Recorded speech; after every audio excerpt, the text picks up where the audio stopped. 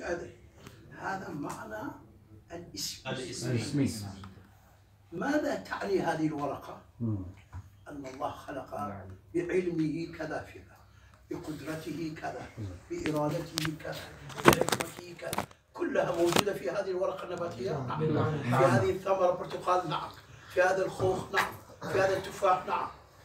فهذا معنى الحرفي. لماذا سمى أستاذ حرفي واسم؟ قال أنا تعلمت من اللغة العربية شيء عظيم جدا هو المعنى الحرفي. الاسم يدل على ذات الشيء، والحرف يدل على شيء في غيره. يعني تقول في عن ماذا، من حرف لو ما حرف، لكن هذا الحرف يحتاج إلى شيء. نعم. يحتاج إلى شيء من المدرسة الآن فهمت، من البيت إلى السوق الآن فهمت. فهذه المعاني موجودة هنا، لو ترتبط بتجليات الله عند ذلك تفهم. لو لا تجليات الله لا تفهم، تبقى طول الورقة النباتية كذا، عرضها كذا، هذه زهرة اسمها كذا، والحيوان إلى آخره. هذا معنى الاسم. نعم. جيد. بارك الله فيك. المعنى الاسمي لمدرسة دار العلوم. فلاح. طول المدرسة كذا، عندنا صفوف كذا، طلاب كذا، هذا الاسم. لكن ماذا تدرس فيه؟ نعم. ماذا تدرس؟ لماذا هذه المدرسة؟ نعم. هذا معنى ما حرفي ما شاء الله. على شيء.